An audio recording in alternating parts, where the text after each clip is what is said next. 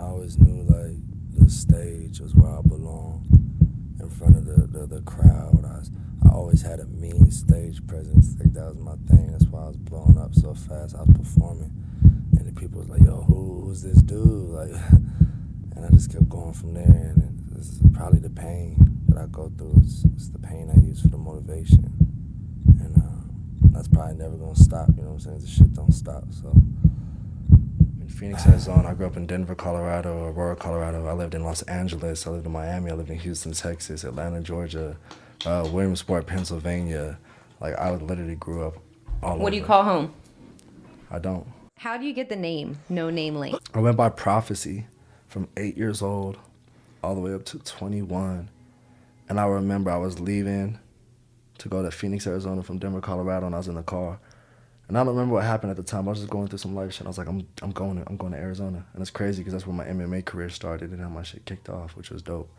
But yeah, I was driving to Arizona, and I was driving through the mountains of Colorado. And I pulled over, and I was sitting on the side of the road, and I had my head on like the fucking steering wheel, and I was just like, man. And I looked up at this sign, and I'm in the middle of ass nowhere. Like, I'm in the mountains, like animals, like bears and mooses and I was about to say mooses and crazy shit. Yeah, and I looked up at the sign just like that one, you know what I'm saying? I looked up at the sign and it said NoNameLn. I literally was like, damn, I was like, I love that. That's just me right now. Like, I feel like I'm on my own journey. Like, I'm in no lane. Like, it's NoNameLn. Like, that was just it.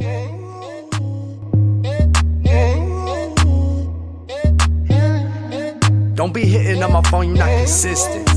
All up in my face with no vision. Don't be worried about how the fuck I'm living. Don't be coming back around me switching. Don't be hitting on my phone, you're not consistent. All up in my face with no vision. Don't be worried about how the fuck I'm living. Don't be coming back around me switching. Okay. I loved rapping. It was crazy. I got picked up actually by Snoop Dogg in 2001 at the Up and Smoke tour. It was Snoop Dogg, Dr. Dre. I was not supposed to be in there, me or my sister. And the crowd went crazy. So Snoop Dogg brings you on the stage. On the stage at 9. The rest was history, man. Take me to them days where I know we can't go. So all I do is be away and keep missing more. Take me to them days. Shit was never straight, but times was better. We had something to call family and hold together. At the end of the day, I'm just glad I've literally got life the realest as you can get it. This is life. It's really black and white for me. I've seen it all, done it all, from the good to the bad. It's like trail mix, kind of my life real, like sweet and salty. Real shit, I've done more in 28 years of life than most people could do a whole lifetime, but I've also seen that it goes good. If you know, it's hand in hand. It's like a double-edged sword. I got the good and the bad with it. So for me to be where I'm at, it's a blessing. I just can't stop. I'm cruising till my hands lock. One thing I know for certain, this shit come and go. So do you and stay focused, don't get emotional. Yeah, and that's a real fact. Yeah. Get this shit. I remember having talked to my mom. Like, me and my mom, I don't mean this in no weird way because it wasn't a Bonnie and Clyde relationship because, you know, they were dating. But if you can imagine a Bonnie and Clyde as a mother and son for him, like, that was us growing up. We wrote for everything. It doesn't matter what it was. Like, me and my mom was like, anything. Wow. Anything. I've seen some crazy shit, done some crazy shit with my mom. Like, mama, love you. Mom is still with the tour bus driver? Yo, still to this day. So, like, that's the man I actually know is like my father because my biological father wasn't around. And I met him when I was so young, too. Like, he's been around literally ever since. But, yeah, he was T-Pain's personal tour bus driver. And I was sitting I skipped school that day. I was sitting in the lobby. I was waiting for artists to come out just to rap to them. That's what threw them off because I wasn't asking for pictures and shit. I was like, listen to me rap. And this is when he first came out with I'm in Love with a Stripper, a rapper turned singer album. And he was like, man, come with us. And he literally, all right, I grabbed my bag and walked with them onto the tour bus. And I'm sitting on the tour bus now, my first time ever on a tour bus. I'm just sitting here. I remember the Little John Snap Your Fingers was on the TV. How old are you at this point? 12, probably 12, 13. Wow. But yeah, and then I wasn't even on there for like 3 minutes. And then this dude walks on. I was like, all right, let's go. And then he looks the fuck up. He goes, who the fuck is this kid? And then T-Pain, his real name is Fahim. I be calling him Fahim. Fahim goes, oh man, he cool. His manager goes, he's like, look how young he is. You gotta call his mom. Like, what are you doing? You just can't have this kid on the tour bus? No one thought about that. You know what I'm saying? So then I call my mom. I'm like, nah, it's cool, man. It's cool. I'm like, Mom. That's right hand of God, man. I'll call my mom right now. I was like, hey, Mom, I'm like, I'm on the tour bus with T-Pain. We're going to Cherry Creek Mall. And my mom, she was just like, what? I was just like, yeah. I was like, his manager wants to talk to you, but you have to meet us there. And she, showing up, man, got off the phone. My mom pulls up, meet us there. As soon as the tour bus driver locked eyes with my mom, they've been together ever since. Damn. What a story. Yeah. That's crazy. Like my parents' story is literally because of me. If I didn't skip school that day and be just the person that I am and just trying to rap to people, they would have never met. Right. Yeah, crazy. So when did you get into the MMA career? I'm very different. Because like we've been talking about music, I was an artist before a mixed martial artist. So I already had a big following and a lot of shit. So when I made even my first amateur debut, I sold hella tickets. My fight had more views.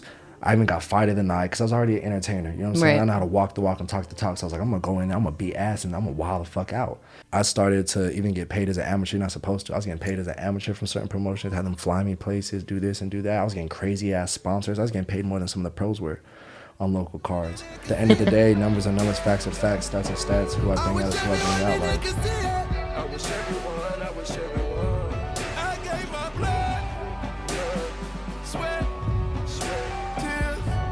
You couldn't know what I did for this. You couldn't know what I did for this. You couldn't know. I wish everyone, you couldn't know. You couldn't know what I did for this. You couldn't know. I wish everyone, you couldn't know. I wish everyone in here could see it. I wish everyone in here could see it. Y'all niggas never believe it.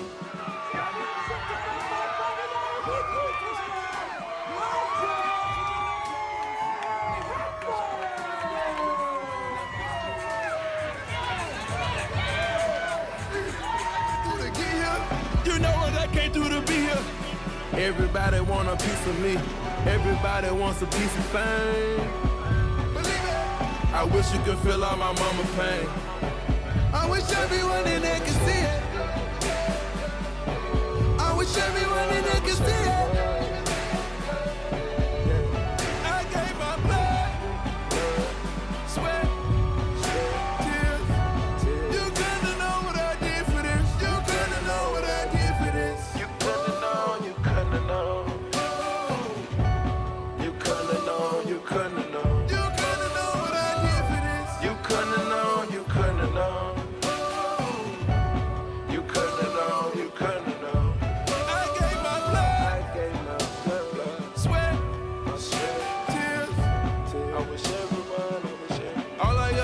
For you is to believe in me. I came, I struggled, I made it, I conquered. 100. I kept my word, I promised. y'all, Dewey Cooper, be safe, get back from the UK. However you are in one fight, you should have a complete different game for the next one. You're never the same motherfucker. It's that simple. We change and evolve. What decision are you going to decide? Are you going to decide to get the fuck out of the bed? Are you going to decide to get the... All right, so if you have to give your best life advice at this point in your life, you're 28? All right, what are you going to tell people? What are words to live by? Just be yourself. Like, it's crazy as people always say that, but just that's the hardest thing to do, especially in our society today. Everyone's following someone. Everyone's just so saturated for everything. Just be yourself.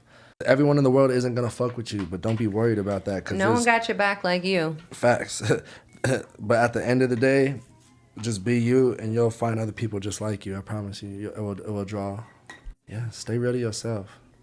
And like I said, this is a spiritual world, and speak things into existence and believe in that and believe in yourself.